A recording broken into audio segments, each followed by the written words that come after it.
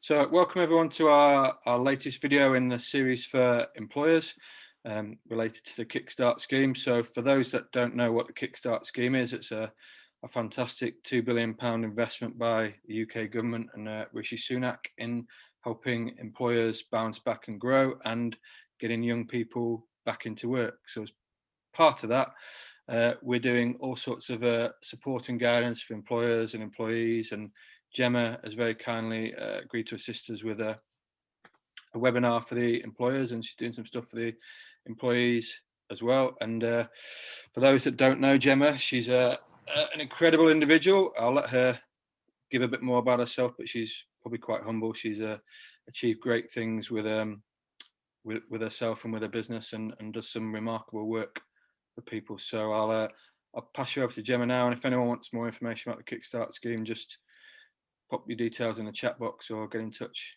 afterwards. So over to you, Gemma. Thank you very much. All right. Hello to everybody. I know not everyone is going to be seeing this live today. So for those of you who are watching on YouTube, make sure that you remember to subscribe to the channel, click the notifications bell so that you get notified the next time Mark uploads one of these videos. And remember to like this one because it's me. So I'm going to be sharing with you today something that I think is going to be a really valuable tool for you when it comes to understanding more about your employees' attitude and mindset. And crucially, I'm going to give you something that you can use to assess that, not just once they've come on board and starting working with you, but prior to making that decision to allow them to join your very precious team, so that you can make sure that you are going to be engaging and employing the people that are absolutely the right fit for you going forward. So in terms of what I'm going to cover with you today, obviously I'll start off by telling you a little bit about my organisation, who I am and what I do. Then we're going to be looking at what actually affects attitude and mindset in an individual. I'm going to give you that tool that I've mentioned there for being able to measure certain traits of personality.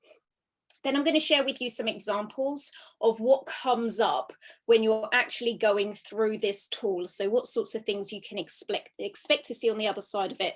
There's some good and bad news that comes out of understanding and starting to assess people's personalities. So we're going to look at the good and bad news as well. And then I'll give you the references for that tool that we're going to be using today so that you can go off and start using it. It's a free tool, so there is going to be nothing for you to financially invest here to be able to access this. All right, so my organisation is called People Building. It is a self-development and mental health company. So we support employers with their employees' mental health and emotional well-being. And we do that through the use of an online portal where your employees are able to access various different resources. So within that platform, we've got articles, videos, and podcasts that are going to help your team to maintain their mental wellness. And we also have within that package that we offer a cost-effective and proactive way for you to address mental health in the workplace. So essentially, we have a team of practitioners. They're dotted all over the UK, and they specialise in working with people around their mental and emotional well-being and getting them on a better track with that. So as part of the package that we offer to employers, we have unlimited free consultations that your employees are able to attend. They can do that completely confidentially. And it is our way of reacting when there is a solution that's needed during their times of crisis. In the work that we do, we use NHS approved tools, assessments and measures that then provide evidence of the effectiveness of the work that we do. And these can also then be used alongside your HR team. So if you have got support that you're putting in place for perhaps an employee who's coming back to work after long-term sickness, or an employee that you're concerned about and perhaps are looking to have them exit the company, then having these approved tools in place alongside the HR support that you have can be really valuable for you. So I'll give you some further information about how you can reach out to me and find out more about these support resources that we have within our organisation. If that's something that's interesting to you, then please feel free to reach back out to me and get some further information. All right, so I am a trainer of NLP, and that stands for Neurolinguistic Programming. I know lots of you who work in the corporate environment will already be aware of NLP and perhaps have even trained somewhat in it, but have perhaps been applying it in a slightly different context. So often NLP is used in the corporate world to provide training around persuasion and influence and rapport building. It's super helpful for leaders and managers. To be able to influence your staff in positive ways, as well as your customers, obviously. So I teach NLP to an accredited level, and so I provide NLP trainings, but I also specialize in using it in more of a therapeutic way. So my expertise is around using NLP in mental health and around well-being. I'm also a franchisor, so people building is not my only company. I have another company where I have a team of 30 individuals that are also out there using NLP as their main toolkit, but they're actually applying it with children and young people. I'm also an entrepreneur and a content creator. So a lot of the work that I do is based around generating videos and podcasts and articles and all sorts of other things along those lines. So I'm a YouTuber, a podcaster and an author as well. But most importantly for today, I am an employer. So I speak to you today, humble in my experiences that I'm sure many of you have been through around the peaks and troughs of working with employees. And I would say historically, even though I have these techniques and tools available to me to be able to understand people's personalities, that doesn't necessarily mean that I got it right when it came to employing my own staff.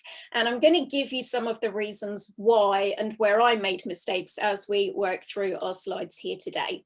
So first of all, let's take a look at what it is that actually affects attitude and mindset in an individual. Now, I'm giving you a bit of a short list here, in all honesty, because there's a lot. You know, if you think about what it is that made you, there's so many different things. Some of it's going to relate to the school that you went to, perhaps even things like your religion, your culture, the parents that you had, even the experiences that you've had as an individual. If you think about it, you can grow up in the same place at the same time as your siblings and still turn out being very different individuals with very different morals and values in life. So there's a lot of unique experiences that we have that end up shaping who it is that we go on to become later on in our lives.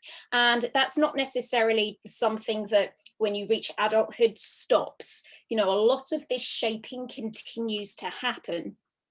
So here are just some of the things that influence the attitude and mindset of an employee. The first thing is simply how they're feeling that day. Now, we've all had this. This isn't something that's exclusive to employees, where perhaps your reactions on a given day are tainted or even amplified by the emotional experience that you just happen to be feeling that particular day. You're going to make different decisions when you're in a good mood, for example, compared to when you're in a really bad mood, and therefore are going to end up achieving very different outcomes. Well, the same applies to our employees as well. So if they're coming into work and they've got stuff that's going on in the back of their head, then you can expect that they're going to be feeling a certain kind of way coming into work that day, and that this is going to affect their attitude in how they approach their work that day, and perhaps how they interact with other co-workers in the workplace. So we need to be mindful of the fact that even when we feel like we've really wrapped our head around a person, that we know what drives them and who they really are at their core, that actually it's a very fluid thing and it can change on a moment-to-moment basis. Someone could have been in absolutely a great headspace, ready to go, getting started with a new project, and then the next minute they get a grumpy text message from their partner, and then it's a game changer and it just puts them off track for the rest of the day. So just be aware that even though I'm going to be giving you quite an overview here today of the sorts of things that that influence attitude and mindset, and how we can begin to carve out a sort of well-rounded view of an individual, it's still very fluid and it can change from one moment to the next because, of course, our feelings shift and change depending on the circumstances. So another thing that affects attitude and mindset is our beliefs. So what do we actually believe about what's going on in the world around us? So I'm not talking about like religious beliefs here, or even cultural beliefs, but it's more about what your employee might believe about themselves, what they might believe about the organization, and indeed what they might believe about you. So we want to make sure that those beliefs are lining up in a way that best serve us as employers and the organization as a whole. Then we've got motivation. So there are different things that can increase or decrease a person's motivation levels. And that might just be, again, just down to their core. Who are they? How are they ordinarily driven? Are they typically a quite motivated person or not? But there are going to be day-to-day things that can shift and change a person's motivation levels. For example, did they do overtime the night before? Are they feeling more tired today? Did they skip a lunch break? Or, you know, you just coming in one day, surprising them with gifts, rewards and treats and all of those things that might account towards employee benefits can change a person's motivation levels. So there are things that we can actually put in place around their work program and how they interact with the organization as a whole that help keep their motivation levels raised. Then we've got social influence. Have any of you had the experience of maybe having a really good employee on board and then you bring on another one and they're equally as wonderful and lovely, but then the two of them together, it's like mixing vinegar and baking soda. It just creates this kind of explosive atmosphere, either because they hate each other or because they like each other so much it becomes really disruptive. I've certainly had that experience before. So sometimes we might notice that somebody's attitude shifts and changes because the social environment around them has changed. And we need to be aware that whenever we bring someone new in or someone old exits, it's going to change the dynamics. Now, some of you might have heard of group dynamics before, or group rapport, as we sometimes refer to it within NLP. Generally speaking, we've all got a bit of a natural ability to be able to get on the same wavelength as another person that we're interacting with. We can do things like observe their physical body and use ours in a similar way to create that mirroring effect so that we're able to create that sameness and likeness with them to get them on board. But when you're working with groups of people, it's different, you know, it's difficult to sort of match a mirror of every single individual all at once. You can't do it. So what starts to happen is that group almost takes on a bit of a personality of its own. And I've had lots of experiences where I've been running sales events and I would run my sales event in exactly the same way every single time. So, you know, I know which jokes work, I know which jokes didn't work, and I can remove those ones. And I know the bits where people might tend to engage and ask questions. Yet from one event to the next, it was like I'd put on an entirely different performance. I hadn't. I just had a different group of people there in front of me. And there would be certain audiences where I'd come away and go like, oh my God, that was so amazing. I'm clearly hilarious. That was such a great event today. And then the following month would do exactly the same thing and everything would just fall on its face. And it was the dynamics of that group of people coming together that seemed to sort of make it or break it. So when we've got all of these different characters, it almost forms a whole in itself. So social influence can be a real game changer when it comes to looking at the dynamics of our team and therefore the attitude and mindsets that get highlighted in the individual. Next one I have on the list is modeling. So I'm not talking about the catwalk here. I'm talking about the fact that your employees, particularly these young employees that we're looking to take on with the Kickstart scheme, they are going to be influenced by the people around them. So you, as an employer, are a model. You are someone who is role modeling toward other people. Now, let's say that you're not going to be the person directly responsible for bringing on training and interacting day to day with your Kickstarter, well, someone else therefore is, and you need to make sure that they're going to be the right role model, because if what you want from your new employees is the right kind of attitude and mindset, then they're going to be looking to the people who are leading and managing them. So we've got to have the right role models there in place. And then we've got personality. And this is probably the one that we've got the least influence over, because you know, each individual is coming with all of that case story and all of that backlog of information that's made them who we are. And what we want to be able to do as employers is to be able to understand those unique quirks that people have as quickly as possible, not just so that we can work around them or establish whether they're the right fit or not, but also to make sure that we're actually putting them into the right role, because there is not necessarily a good or bad when it comes to personality. Everything has use depending on the context that it is in. So someone who is really neurotic, for example, might be really useful if we're training them up to be a hairdresser. You know, we want them to be a little bit worried before they make that final snip and chop off somebody's ponytail. Whereas in a different role where we need them to be a little bit more reactive and on their toes and making decisions quickly, actually that level of neuroticism may not be a good thing. So what we're doing here is not necessarily labeling up a person's personality as being good or bad or helpful and unhelpful. It's really just about assessing, does what they have fit with what we need and the vacancy that we have available for them?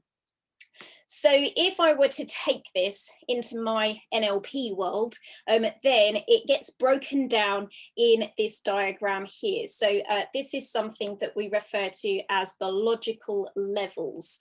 And it really helps us to understand how each individual ends up creating the results that they get back in the outside world. So you can see the layers here. It starts in the center there with your identity, so who you are. Then we've got values, beliefs, capability, behavior, and then results. So in terms of what each of these levels offer to us, identity answers the question, who am I? So very often, if we are looking to make a shift or a change in another person, in order for that to really be cemented, in order for that change to have really taken hold, then the change needs to happen at the level of their identity, because identity is going to filter out to all of those other layers there. What very often happens in a work environment is we're focused on the result. Is the employee giving us the result that we want to see for the context of the workplace situation that we're in? And if they're not, then we very often look at, well, how do we go about changing this result? We might go back to the level of behavior and say, okay, maybe we need to get them doing something different to get the result to change. Sometimes we end up, you know, really pulling things back and go, okay, maybe there is a skill set issue here. We need to pull it back to the level of capability.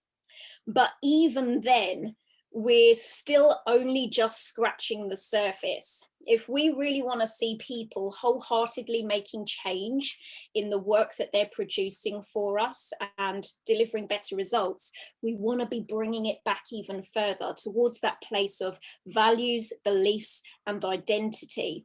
Because when we change what they believe about themselves, then actually we can really start to see that their motivation levels change, that they're able to enforce more in the work that they're doing.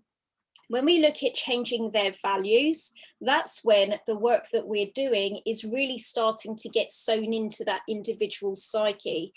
It starts to become important to them, and it starts to become then part of who they are, which is that identity level. So values is all about what are the standards. If you've had any good HR training in the past, then you will know that ideally your company has its own set of values. If you go into a school, for example, very often their values are up on the wall when you walk into the reception area, and some organisations have that too. If you can lay down your values early on, you stand a better chance of positively affecting your employees' attitude and mindset, because they know what values they need to be subscribing to. All right, so beliefs are obviously, what do I believe? Capability, what can I do? Behavior is all around how will I act, and the results are the what happens. Now, in any kind of interaction that we might have with our employees, we're always going to end up with results. They may not be the results that you were looking for. So there are sometimes good results, there are sometimes bad results, but you can bet your bottom dollar you're still going to get a result out of it anyway. What we want to be doing is making sure that we are really understanding the individuals that we're working with so that we can influence them to deliver the results that we are looking for. So let me tell you a little bit about the tool that I'm sharing with you today. In psychology, there are a couple of different personality tools, but there's probably one of them which is most popular, and it's called the 5-factor model. Now, that's actually not the one I'm going to share with you today. I'm sharing with you the upgraded version. By the way, it's just hammering down with rain here. So I don't know if you can hear the rain, but it's really going for it outside. So apologies if you've got background rain noise with me now. Hopefully it's making it nice and cozy. So the 5-factor model is a model that's often used in psychology to assess people's personality. And it's easy to remember by the acronym OCEAN. So the O stands for openness to experience. The C stands for conscientiousness. The E stands for extraversion. The A stands for, what does A stand for? It's just fallen out of my brain there. The N stands for neuroticism, and the A stands for acceptability. So those are the 5 in the 5-factor model. Now I'm going to share a different one with you today, which is the hexaco model, and it's a slightly upgraded and updated version of the 5-factor model. It's got an extra letter in there, basically. So the extra letter in there is an H, which stands for honesty and humility. So when we go through this test, we can either test ourselves, which is a useful thing to do, and I would recommend it, or your other option is that with this one, and the reason why I'm sharing it with you, is you can run this test for someone that you know. So if you have an employee that you've come to know and you want to have a better understanding of their personality for the purposes of tailor-making their job role to really fit with who they are, then having them in mind as you go through this assessment, you can start to get a really good idea of how they score in each of these different areas of the hexaco model.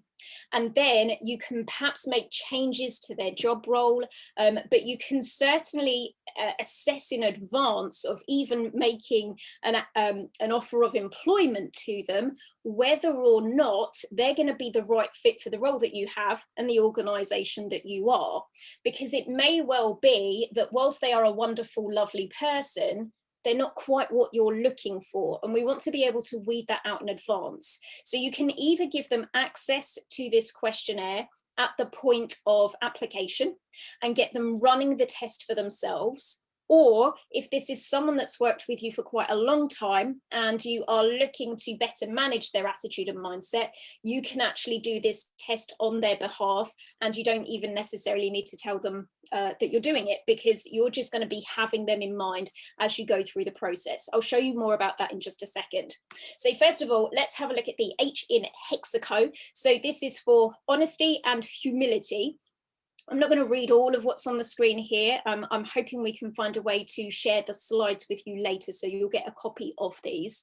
So people with very high scores on honesty and humility avoid manipulating other people. All right, so they don't have that temptation there to break the rules, and they do not have that sense of seeking out personal gain.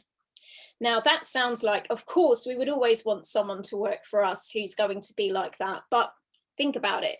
That might depend upon the kind of job that you've got available. Now, I'm not necessarily going to suggest that any of us are running organisations where we're all about breaking the rules, but there certainly might be places where we are seeking to influence and, may I say, manipulate a little more than others. For example, if you were running a stock trading company and you know your job was to make as much profit as possible, then perhaps when you are interacting with your clients, you might be using a little bit more sales techniques and influence and manipulation than if you were a doctor, for example. So it might be that in some cases, very high scores on honesty and humility might be detrimental to the company, but it depends on what this role is going to be. So very low scores, by converse, are going to be people who are looking to get personal gain or profit. They are more materialistically motivated, and they tend to have a strong sense of self-importance. All right, so that is your H in Hexaco. So the next scoring area is around emotionality. So person who is high on emotionality tends to have higher levels of fear and worry. They might be a bit more neurotic, let's say, although they may also have high levels of empathy and sympathy and attachment towards other people. People who have very low scores are not necessarily going to be determined by things that are perhaps a little bit dangerous or worrying, or even stressful situations might not be at all off-putting for them. So again, we need to think, well, what is the role that you have available here?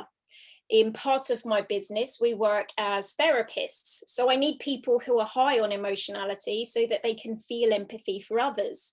Equally, I don't want them to be too empathetic, because otherwise they turn into therapists who get upset with their clients and then can't shake those feelings off at the end of the session. So they need to be able to arm themselves in the right way as well. But if I was, for example, let's say, someone who was detonating bombs, then we want someone who's going to have very low scores here, because they're not going to get stressed out and they're not going to be put off by harm or danger. Then we've got the X in Hexaco, stands for extraversion, because obviously extraversion doesn't begin with an X, but that was the only way to squeeze it in. So extraversion, obviously the flip side of this one is introversion. And what you find with these different aspects of the Hexaco model is that some of the factors in here are kind of one thing or another. So for example, you could be angry or not angry.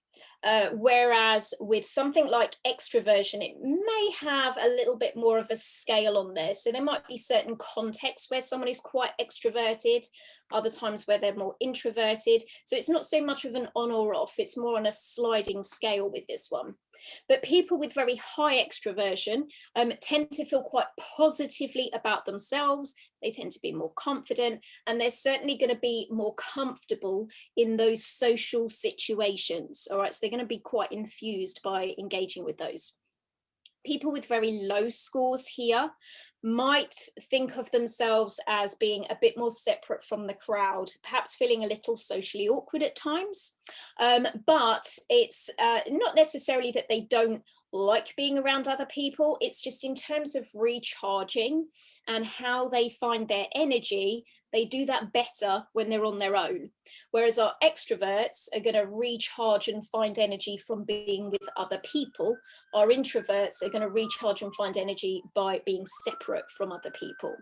So there's, again, no right or wrong, but think about your organization. Are you employing people that you mainly need to kind of knuckle down, focus, get on and do the work by themselves? Or do you have a culture where everyone is engaging, interacting, it's noisy, it's busy? So how is this new Kickstarter going to fit in with that scenario? You know, where do you need them to be? How are they going to be best placed here? Do you need an introvert or do you need an extrovert? All right, so our A is for agreeableness. And the opposite to agreeableness in this instance is anger. So that's our A in Hexaco. So very high agreeableness means that we're going to have someone who is willing to compromise and cooperate. That all sounds lovely. The flip side, though, to that is if you've got someone who is very agreeable, they might also be more easily influenced. So if you've got maybe one of those slightly toxic scenarios in your workplace where you've got a bunch who can easily get led astray or lead each other astray, do you want your Kickstarter who's highly agreeable falling into that crowd, for example? That might not be overly helpful. If someone is very low on agreeableness, they're going to be much more stubborn, real digging their heels in type of a character. You might find that they anger more quickly and more easily, and that they're perhaps a bit more defensive in their personality. So the C in Hexaco is for conscientiousness.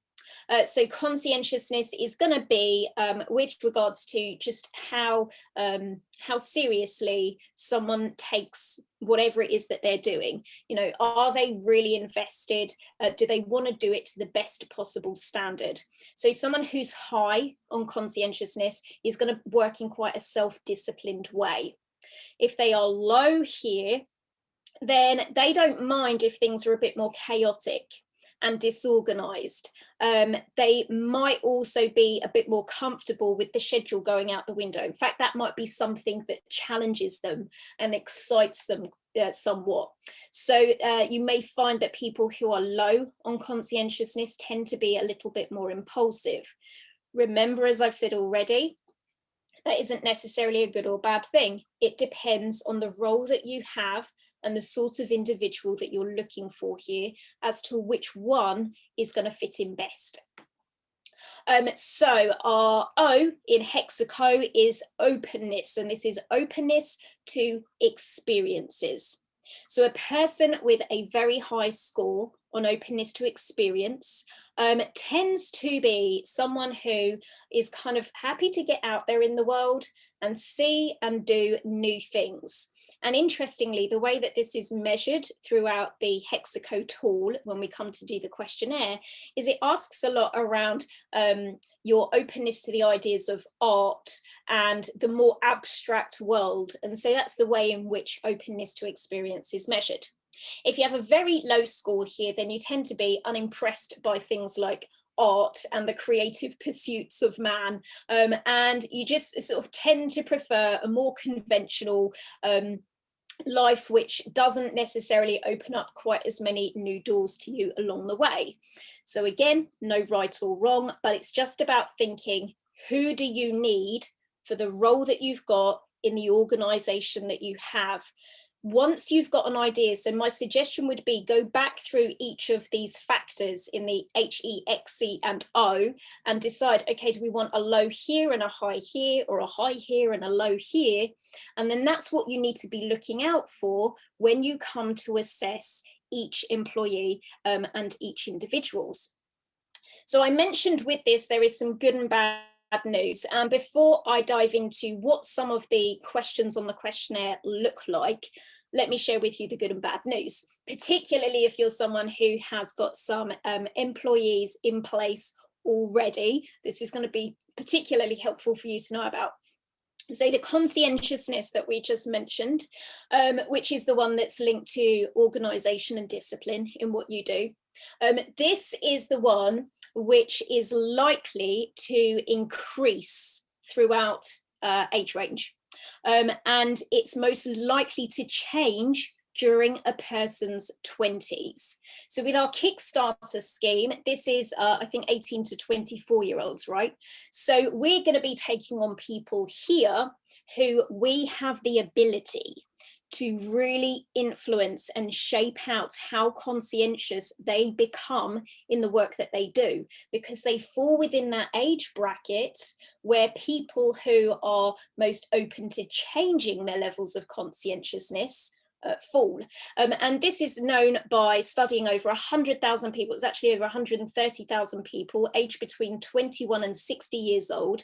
The age bracket that was most open to becoming more conscientious in their work were that bracket in their 20s. Agreeableness, which is a trait associated with being warm and generous and helpful, those ones do not tend to change too much. All right, so there was always this kind of, do you remember the sort of grumpy old man theory? So with this one, the people in the study showed the most change in agreeableness during their 30s. The good news is they continue to improve right throughout their 60s. So it kind of throws the grumpy old man theory out of the window. And so anyone that you know who claims to be a grumpy old man, that's actually just the way they are. It's got nothing to do with the fact that they've got older, because actually we can see that agreeableness is something that can continue to improve even into our later years. All right, so that's your good and bad news there. So this is the website that I'm going to be referring you to for use of this tool. And it is quite simply hexacode.org. It's a free website to use. So you can use the tool as many times as you might want or need to. And the really good thing about this is that you get a really detailed report. So for each of those areas that we've just mentioned, the honesty and humility, emotionality, eXtraversion, agreeableness, then we've got the conscientiousness and the openness to new experience. With each of those, they then have subcategories. So you get even further breakdown of detail about what's going on at each of those different personality levels. So when you go to the Hexacode website, it gives you the option to choose a version of the test. And you'll see here, it says, which test would you like to take? If you choose self-report, that's when you're doing the test for yourself. You're going to find out all about your own personality. However, if you are looking to, rather than give this to an employee to do, but to think about an employee that you perhaps already know or are getting to know, then you're going to choose the observer version. When you choose the observer report, it is going to ask you some additional questions. So you are going to need this information. So you're either saying that you know them personally or not. And then in this drop down where it says, which of the following best describes your relationship, you're going to choose co-worker or friend. You're going to put in how long in years you have known this person already, how well on a scale of 0 to 10 you know them, their gender, and then their age. And what will follow is a seriously long list of questions. And I am not going to go through all of those with you today, but I am going to share a question from each of the different factors that we've talked about already. Now, you have two options when it comes to taking the test or taking the test on someone else's behalf. You can do the really thorough version, which is in total 100 questions, or the slightly slimmed back version, which is just 60 questions. Obviously, the benefit of doing the 100 question version is the report that you get at the end is going to be much more detailed.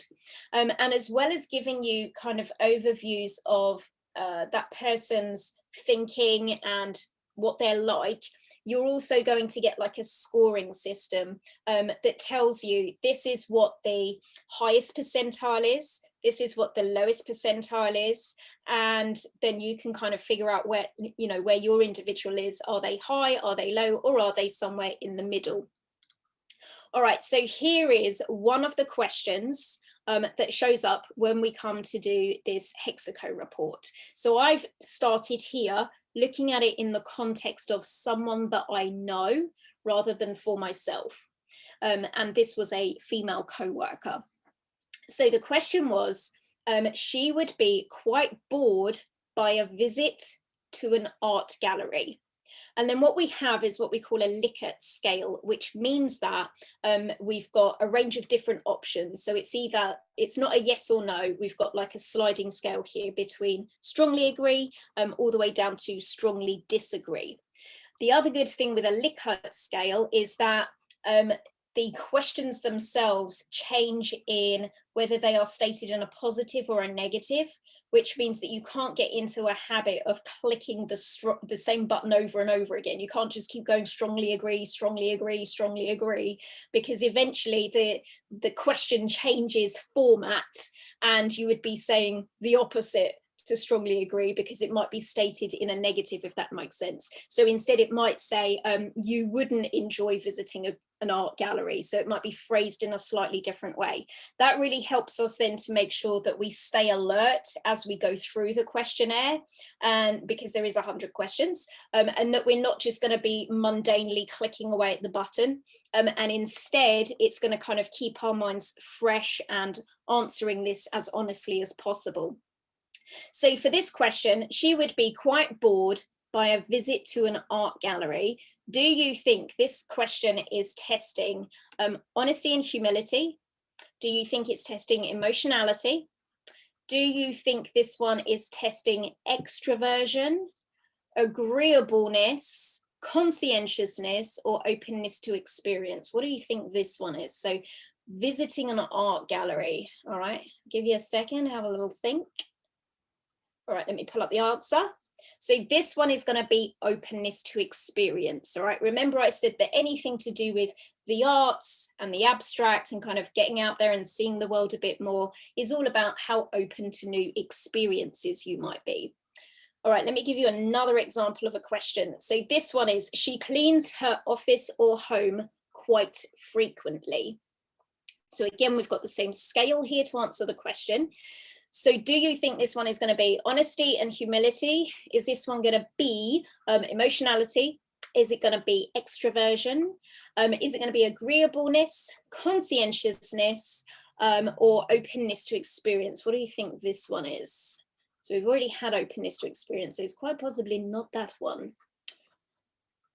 All right, this one is going to be conscientiousness. All right, that makes sense, doesn't it? Is this someone who likes to keep their place tidy?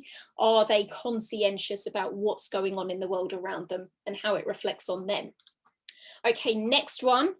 She rarely holds a grudge, even against people who have badly wronged her. So is this one going to be honesty and humility? Is this one going to be emotionality? Is it going to be extraversion? Agreeableness versus anger? Is it going to be conscientiousness or openness to experience? I think you can get this one quite easily. This one is going to be agreeableness versus anger. All right.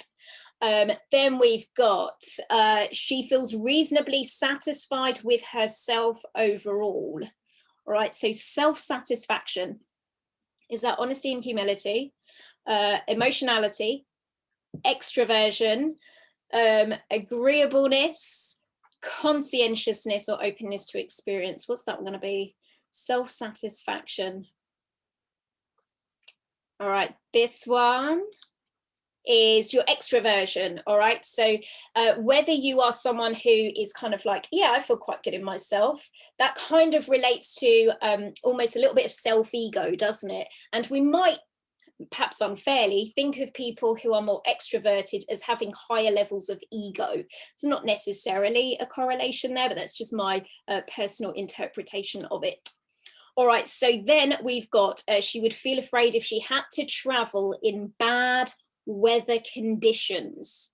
All right, so if you had to travel in bad weather conditions, so is that going to be honesty and humility, emotionality, extraversion, agreeableness, conscientiousness, or openness to experience? What do we think for this one? All right, this one is emotionality, because what we're measuring here is the fear.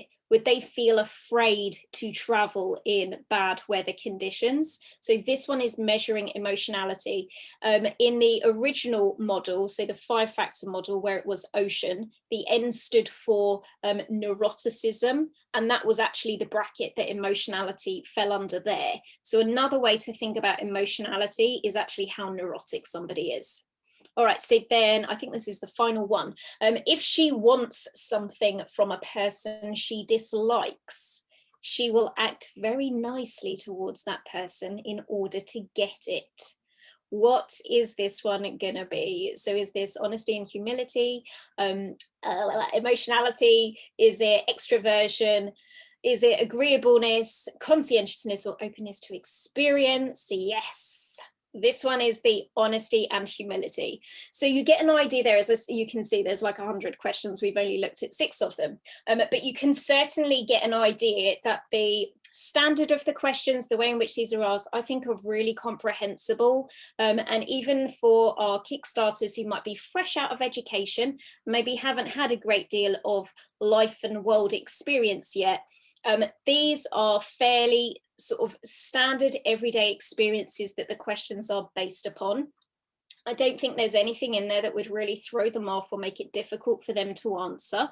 For that reason, you can either get them using this tool for themselves and handing that into you on the day that they come for their interview, so that then you can think, all right, does this person, assuming they've answered all these questions honestly, does this person fit for the role that we have and the type of character and personality that we need here?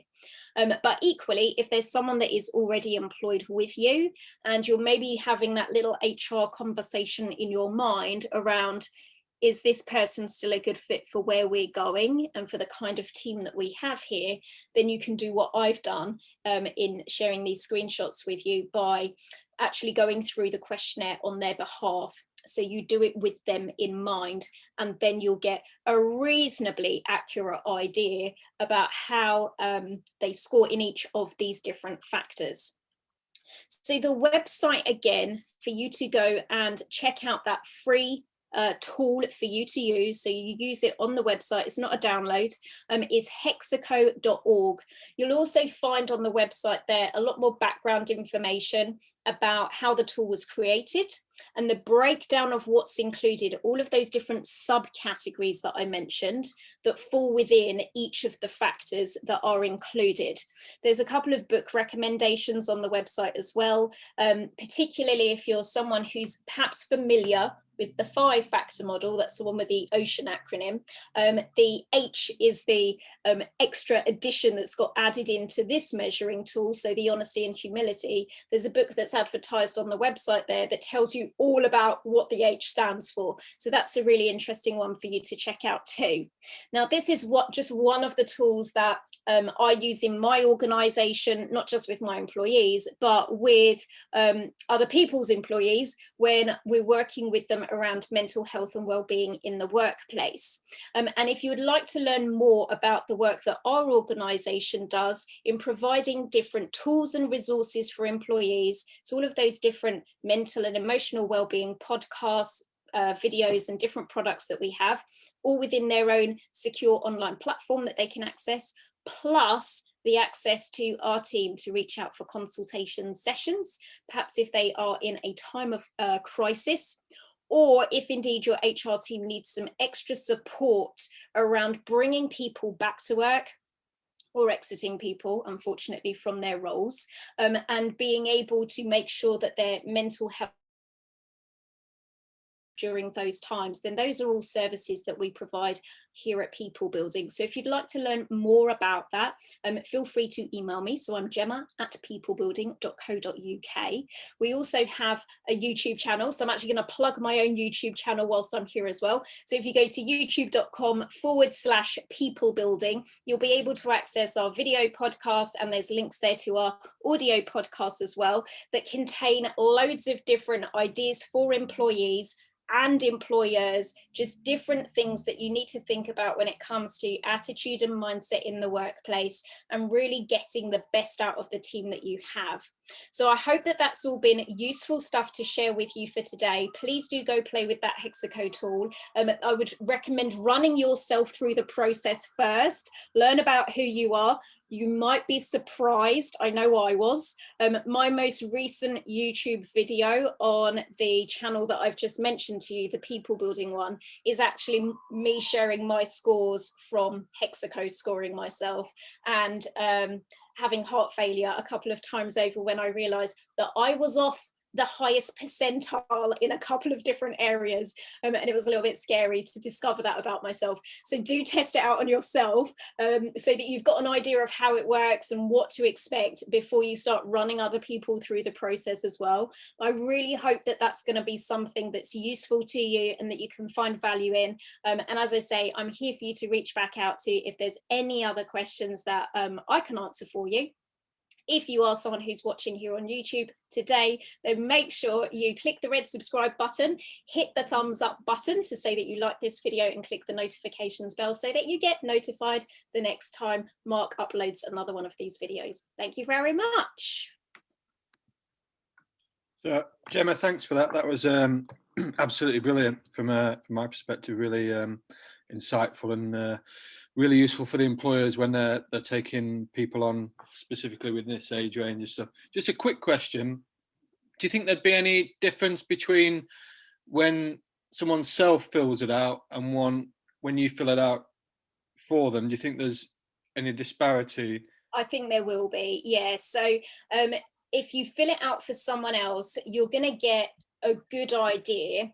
But one of the challenges with filling it out for someone else is if you've maybe got the wrong impression of who they are or where their motivations are coming from. And I think it happens to the best of us sometimes. You know, if someone has maybe put you in quite a strong headspace, maybe they've done something wrong that day, or you've perhaps just got the wrong end of the stick about them, then that's going to influence the way in which you answer the questions on their behalf. And then it could lead you to maybe ending up with a score which reflects who you think they are rather than who they really are. So in an ideal world, we want to get people self-scoring because that's going to give us a much more accurate idea. One thing I didn't mention with this, which has just pinged into my brain as you asked that question, is that what we found with the Hexaco tool is that people can use this maybe 6 months and then another 6 months later and another 6 months later, and whilst there will be some variation in the scores, it doesn't tend to be drastic. So people don't tend to go through like huge shifts in their lives that are going to really turn this upside down. So it's a fairly reliable scoring that you get if you score yourself in terms of how you are generally. You wouldn't expect to do it again a week later and see that there's going to be a massive difference in your scoring. The other thing I thought while you were talking about is, obviously it's a really good indication if they're the right sort of person with the right character traits and personality for the role that you're looking for, because as you know, it might be very different between a salesperson and an admin. Yeah. Like the other thing that it reminds me of is, obviously when you're trained in management, you're taught that one size fits all is the worst approach you can ever apply to management. So does it help you, I guess, adapt the way that you manage people, knowing a lot more, them on this scale? Absolutely, yeah, because if you can identify that you've got someone who struggles with, perhaps like where I was talking about, all right, if you're on a trading floor and you need people that are just a bit more feisty and are going to be comfortable kind of, talking the talk, saying what they need to say to get the sale in, and you know that this employee is scoring really high on honesty and humility, then actually we might think about, okay, can we use this person in a different way? Because maybe there is something within their job role that just doesn't align with who they are. And it doesn't necessarily mean that they're bad for the company, but it might just mean that we can apply their skills in a better way by taking away that idea of one size fits all and actually bespoking their role to suit their personality better. Yeah, and that's really actually useful for the Kickstart scheme, because a lot of the ways that employers are seeing it, they're almost seeing it like a paid internship, that they can see what the employee is really good at, what fits with them, what doesn't, and then when they create a role afterwards, make something that fits more around their skills and experience and abilities, and that's part of the reason for the 6 months, is that you can see what they're good at, what they're not so good at, and it helps guide you in future. Absolutely. And I think, one of the reasons why this is such a useful and important tool to use is because we can't rely on what people say on their CV or what they say when they come for an interview. You know, it's like that famous top line on a CV is, I work well on my own, but I also work really well in groups. And it's like everybody's got that as like the first couple of lines on their CV, and most of the time it's not true. You know, there's a lot of people that can work well with others and by themselves, but some people have a preference. Some people do much better if they're working in a group. But you don't put that on your CV, because then it's going to exclude all the employers that need you to work well individually. Yeah. Some people just gravitate towards working really well on an individual basis. They're not going to put that on that CV, because that's then going to exclude them from all the jobs where they've got to work with others. So, you know, in a way, using this hexacode tool allows us to cut through the fluff that we hear and see a lot of on CVs and in those interview scenarios, where people are just kind of wanting to win you over. Like on a first date, it's all about sort of giving the right first impression. We want to get past that and go, like, forget the first impression. I actually want to know who you are and what you're good at. Yeah, because like you say, people can interview brilliantly, but it might not be related. You know, the classic thing is people who can't get a job as an admin person because they don't interview very well. Yeah. But actually, that's not the skills they need when they're in the job. They might be, you know, like you say, working on their own, processing spreadsheets or whatever it is. But conversely, if they need to be in sales, they need to interview pretty well. You know, it's a kind of flawed process that we've discussed before ourselves, haven't we? So, but yeah, overall, I think that's absolutely brilliant and really, really useful. And thanks for giving us the benefit of a tiny bit of your expertise there. You know, I would definitely recommend any employers that are serious about, you know, the mental health of their employees speaking to you about the stuff that you do, because it's, you know, obviously I'm biased, but I know it's brilliant. So thank you very much. Okay, so we'll unless anyone's got any questions they want to ask specifically now, we'll wrap it up, and thank you for your time and encourage people to get in touch. And you know, if you're watching this recorded afterwards, which most of the hundreds of employers will do, then the contact details are to get in touch when you need to. Thanks a lot, Gemma. Thank you very much. That was brilliant. Bye, everyone.